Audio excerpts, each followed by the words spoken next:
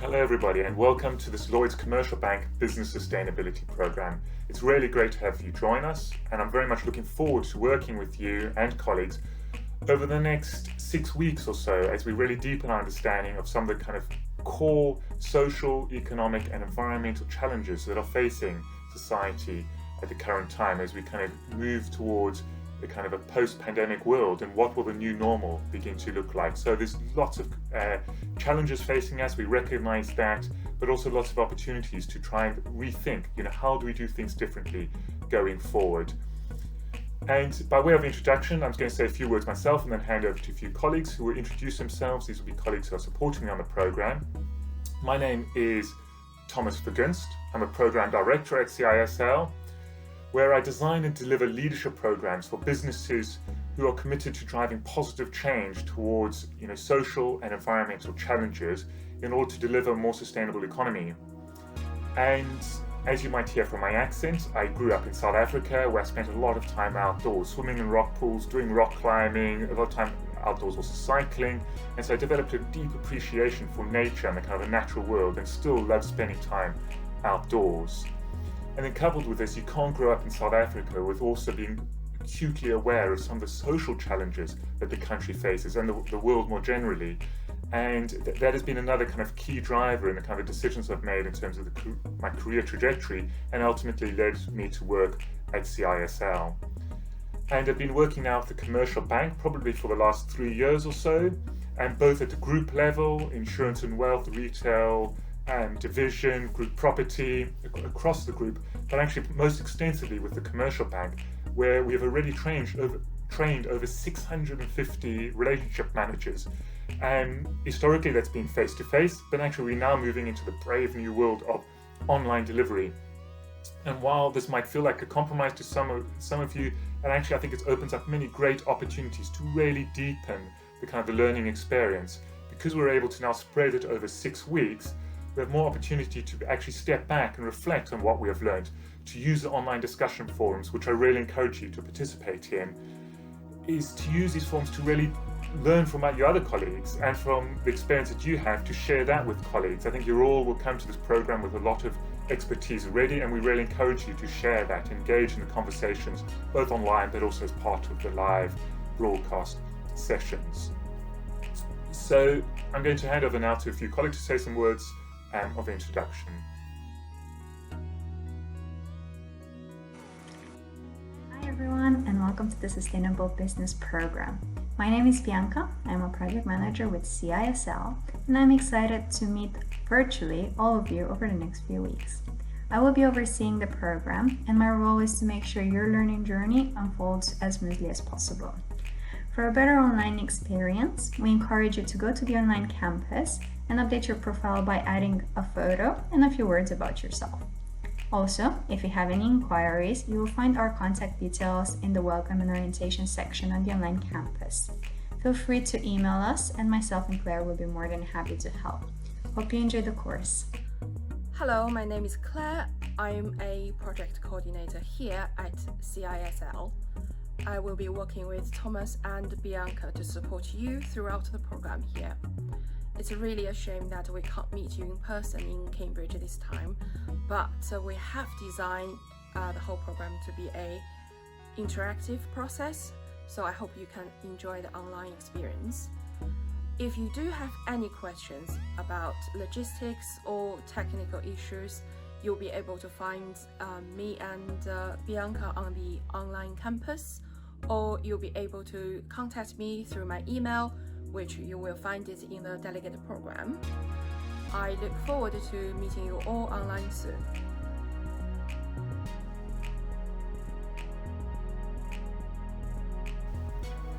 So now I'd just briefly like to spend a few minutes going through the program, providing you kind of a high-level overview of what you can expect from the learning journey over the next 6 weeks, and also to provide a bit more kind of context. Sustainability is a complex area with multiple interacting factors working at different levels of the economy. And so we just want to provide a bit of kind of a broad landscape view of kind of sustainability, what to expect, and also the learning process that you can expect to go through over the coming weeks. I'm going to drop now into some slides.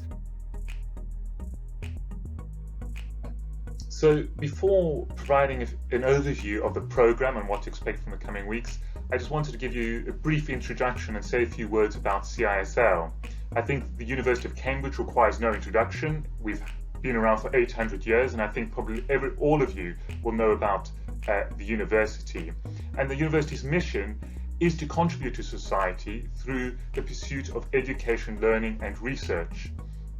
And this very much aligns with CISL's kind of vision, which is to drive positive change and impact. And we work very much at the interface between kind of academia and academics across the university, but also industry partners and business, and trying to bring some of the learning from the university and some of the science and the evidence about why we need change and how this is relevant for businesses. And as you go through the program, you will see some of the evidence being presented of actually why there is a kind of urgent need for us to start considering issues around things like wealth inequality or the need to transition to a low carbon economy. So CISL, if we go on to the slide here, we're very much about encouraging both people and organizations to drive change, to deliver a future that is actually worth living in. And this is particularly relevant in the current context when everything is up in the air and there's a lot of debate about, well, what kind of future do we want? And we deliver this primarily through working through kind of three key actors. That's governments, the finance sector, and businesses.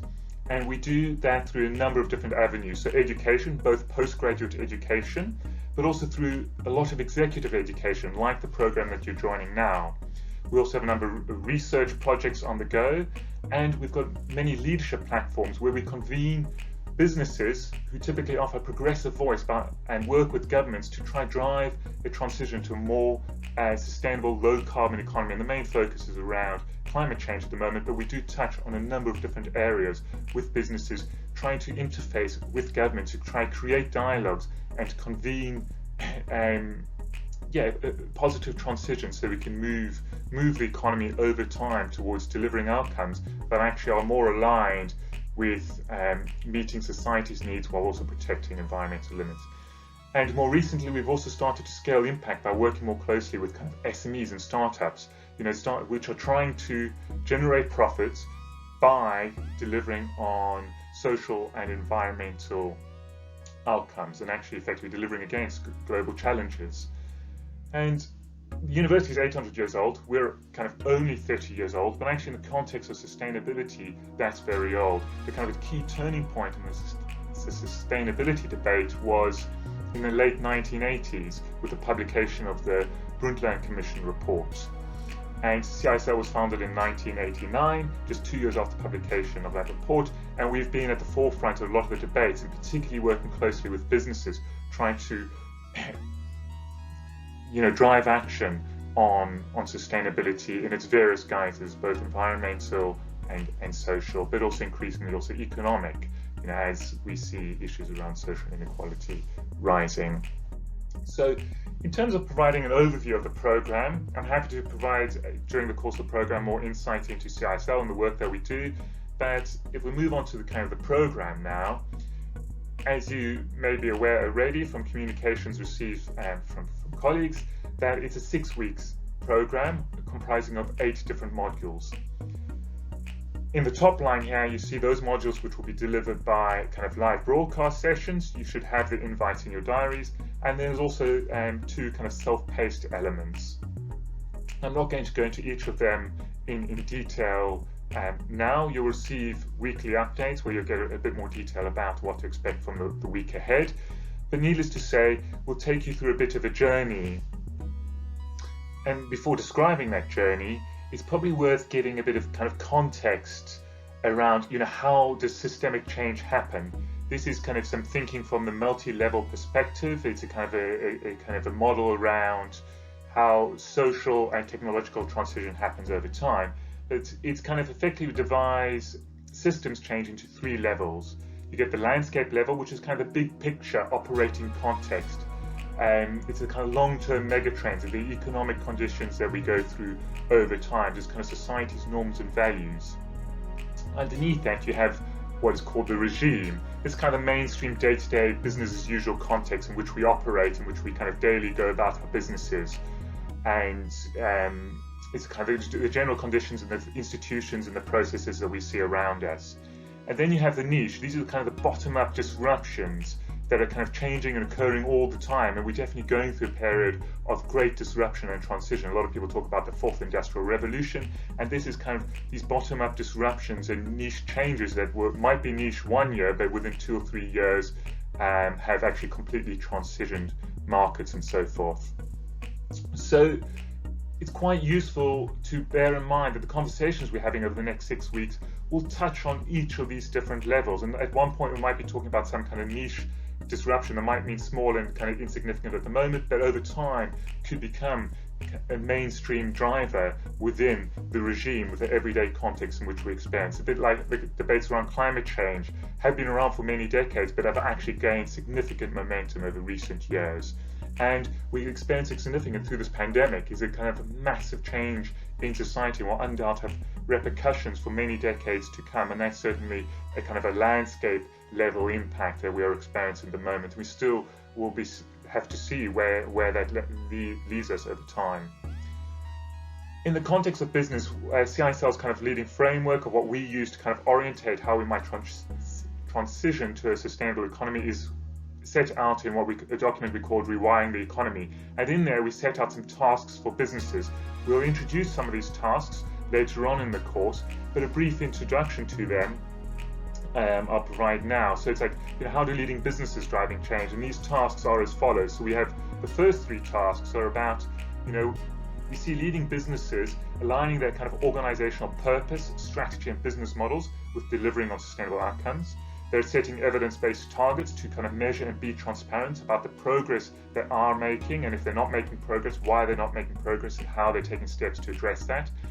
And also they're doing a lot more to kind of embed sustainability across the business, both in terms of kind of reward and return incentives, around communication programs, and so forth. But I don't know if you can see this, or if my image is in the way, but at the bottom up, you also see a lot of innovation going on. People trying to innovate and try and find new innovative processes, both in business models, but also in the products that they deliver, and how can they better deliver against the needs of society, but also while protecting environmental limits. And lastly, I mentioned that CISL does a lot of work in collaboration.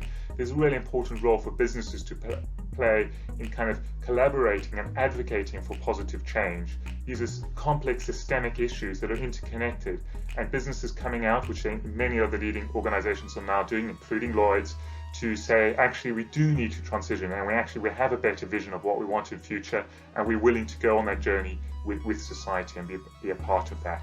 And we'll come back to these tasks a bit later, and part of the exercise that you'll do in the last week, we'll be looking at some of these tasks and how they might relate to the clients that you work with. And so I'd encourage you to bear this kind of landscape in mind, and we might be talking at these different levels, and kind of this is useful framing to come back to as we go through the program. So going to the next slide now.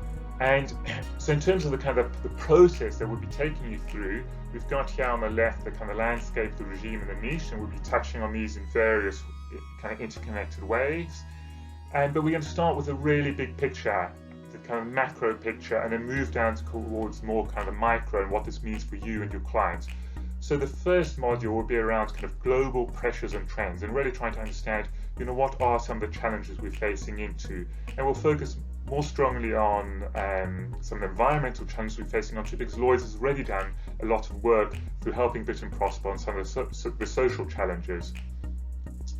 We'll then in kind of module 3 start looking at some more of the commercial implications for businesses. Why is this commercially relevant? Why are they driving change? Why is Lloyd's as the kind of the group level and the commercial bank taking sustainability so seriously? And that's clearly because there are a lot of commercial drivers, and we'll explore those a bit more in a bit more depth, also for you to understand what's the consequences for your clients and how much you engage your clients in some of those debates. And then we'll look more deeply at some of the changing landscape of kind of risks and opportunities, both from a kind of climate change perspective, but also from the emergence of new and disruptive technologies and what that might mean for the economy more generally, but also for many of your clients. And we've also got a session where we'll have 3 great case studies to provide examples of leading practice, so that it can help you understand, what good might look like and how some other organizations are thinking about these challenges. And in the final module, before we go off and do your kind of assignments, we'll be looking in more detail, coming back to those tasks that I just mentioned, about how you can actually support clients in their kind of low carbon transition. What does good look like? What does leading practice entail? And what some of the ways in which you can then effectively engage with your clients to try and understand, where could they do more? Or many of your clients might actually already be doing a lot. And so what can you then in turn learn from them as a result and take that back to your engagements with other clients? And so ultimately, as we say on the right there, it's about, this program is about how can you engage your clients in new ways, and particularly around sustainability, and how can we help clients build resilience in incredibly challenging economic circumstances. We've faced we had the economic crisis just over 10 years ago. We've now got a health crisis. All the evidence suggests that the next crisis might be environmental.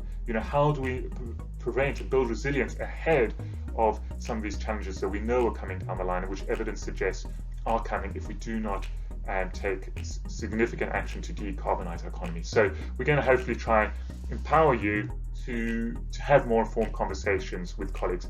And so I would say the kind of key objectives for this program is to kind of get their insight, confidence, and motivation to engage both your kind of fellow colleagues who haven't been lucky enough to get onto this program, but also your clients on kind of both some of the risks, but importantly also the opportunities. There's significant opportunities as we go through this transition to also to make money from it and to prosper and actually be more resilient in future as a result of identifying and building on those opportunities. And so I hope that gives a decent overview of the program and what to expect. Again, we've got the online discussion forum. We will briefly run through some of that again in the kind of first live broadcast session, in case some of you don't watch this video, but please do come back and watch it. And before I sign off, I just want to kind of make a few important housekeeping rules. Previously, these events have been done face-to-face, and I want to encourage people. This is the view actually from the 9th floor at your headquarters in London, where we've done many of the events. But actually, in the same principles that apply there apply here while we do things virtually. We will abide throughout by the Chatham House rules, so you can talk about what you've learned in the program, but do not attribute it, please, to specific individuals or organizations. We also want you to engage in online discussion forums. All of you bring a lot of knowledge and experience to the table, and we encourage you to share that. And we'll be setting up weekly discussion topics to help inform some of those conversations and guide them as you go through the course. Often people forget their manners when they go online, so I don't think this needs reminding, but just want to say, respect the opinions of others and, treat them as if you would in any other face-to-face encounter. I don't think that really needs mentioning, but, in the current context of kind of online issues, then we thought it was worth including. And we will send weekly updates, I think as I mentioned briefly earlier, about what each Friday and about what to expect from the week ahead. And finally, we'll make all the PowerPoints and kind of course materials available after each live broadcast session via the Online Learning Campus. So please do visit the Online Learning Campus regularly, both to engage in discussion forums, but also to access the learning materials. Great. Well, that brings us to the end of the welcome video. Very much looking forward to engaging with you over the next 6 weeks. And if you have any queries or wish to discuss anything, then please do use the email on the online campus to get in touch with us if there's any particular technical queries that you have or issues that you might be facing. So with that, thanks very much, and I look forward to speaking to you as part of the first live broadcast session, where we'll be very lucky to have Tony Juniper, the Chair of Natural England, and also a very eminent author who's authored many books around the kind of importance of nature, and we'll be exploring some of the key kind of global pressures and trends that we're facing into, and should be a really interesting and engaging topic. And so, yeah, look forward to that and to speaking next week. Thanks very much. Bye.